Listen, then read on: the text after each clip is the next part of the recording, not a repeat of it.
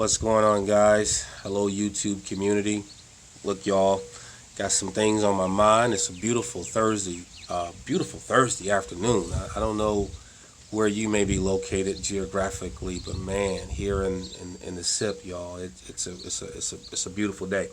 Look, I got some on my mind that I want to share with y'all very briefly, but before I do, I want to send a huge shout out to the class of 2021. Congratulations to all of you that are going to be graduating this month. Going to be a lot of graduations that's going to be celebrated this month. So we want to congratulate you. We want to take this moment to salute you. All of your hard work, all of your achievements, your accomplishments. It has paid off. It has gotten you to this point. And we're excited for you. We're excited that you're about to enter the work field and start paying taxes. Just messing with you. But congratulations to all of the graduates in the class of 2021. But look, y'all, got something I want to share with you. And kind of want your feedback on it. So, let me know what you're thinking. I know how I'm thinking. And sitting here, y'all, just spend some time in prayer and meditating and just thinking about things. And I want to encourage you to do that too. Find some time to yourself, to just get to yourself, where you can just spend some time in prayer, where you can meditate, where you can actually just think about the day, think about getting clarity, think about vision and purpose. But as I'm doing that, I'm kind of reflecting, on just the current state of things.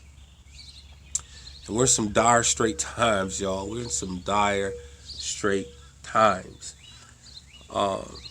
News is depressing. That's why I don't watch a lot of it. I've told you that before. I don't watch a lot of news because it's depressing.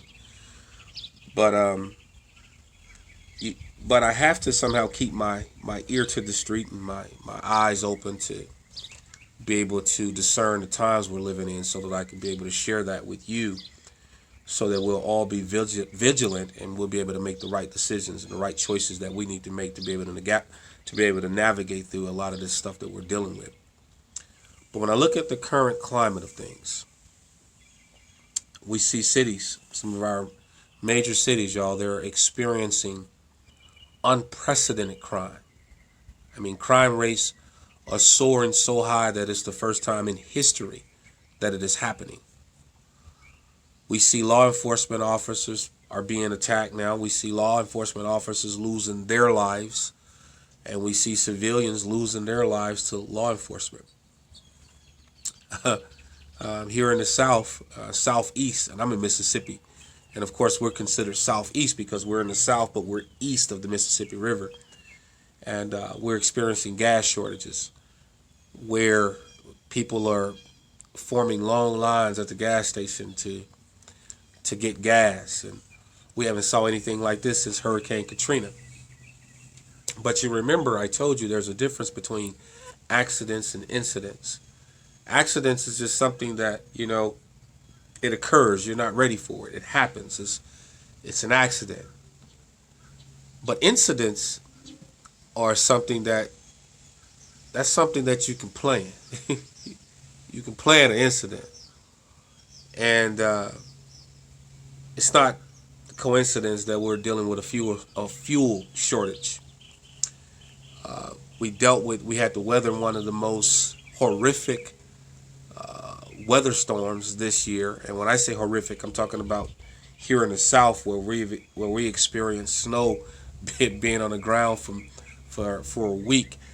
That's just something we don't really deal with a lot here in the South. And a lot of other states in the South had to deal with the same thing.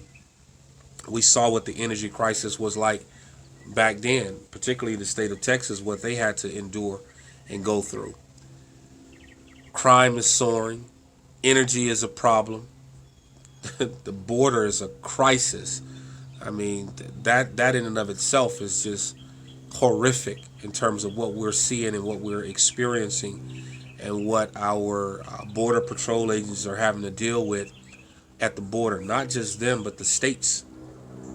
Those states that are border states that have to deal with this influx of people that are seeking to come into the country illegally.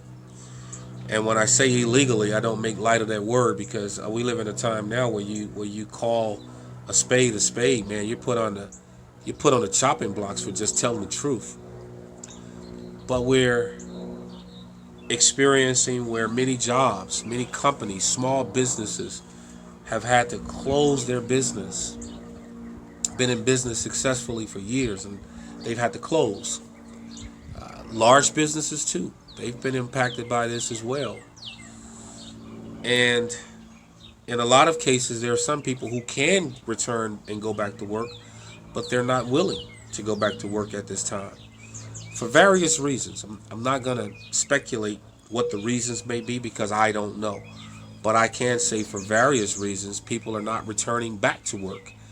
So on the one hand, you have businesses that have lost their business, that have closed. And on the other hand, you have businesses that are begging for people to simply come to work.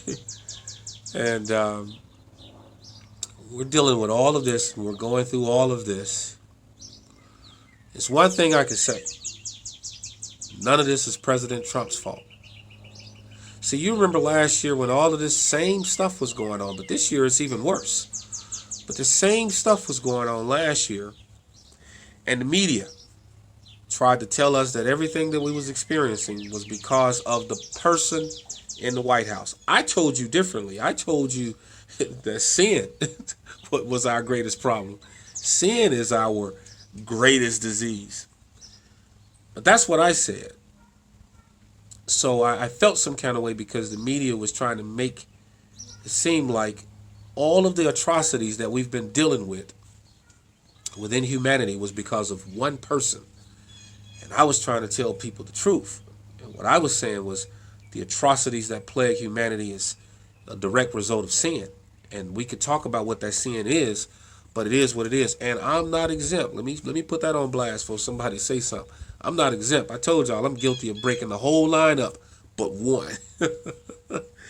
But here's where we are. Things have gotten no better. In fact, they've gotten worse. And we can't say that this is President Trump's fault. We know it's not President Trump's fault. But whose fault is it now? If it wasn't for YouTube, social media, we wouldn't even know who the president is. It seems like the media has gotten really quiet. But yet all of these things that we were dealing with last year, that was somehow one administration's fault, we're dealing with the same things this year, and it's far worse. Crickets. I don't know. I'm feeling some kind of way about that. Feeling some kind of way because I want to say this, because there are a lot of persons that subscribe to the Democratic Party, that subscribe to being a Democrat. And that's fine. But where's the energy? The energy that was demonstrated last year when these things were happening. And these things, let me fix my camera there. These things were happening and these things were occurring last year. Where's that same energy? We need that same energy to make our communities, to make our states, to make our government, to make this country a better place. We need that same energy. We can't be on the sideline cheerleading when one administration is doing so-called bad and the other administration is, I don't know, they trying to get in the game and they claim they have a better plan, but this ain't it, y'all. This ain't working. We got to do better. I just wanted to give my thoughts on that. You give me your thoughts. We got a lot of work to do, y'all. Just wanted to lay something on your heart. I'll see y'all on Sunday. Talk to you later. See you when I see you. Bye.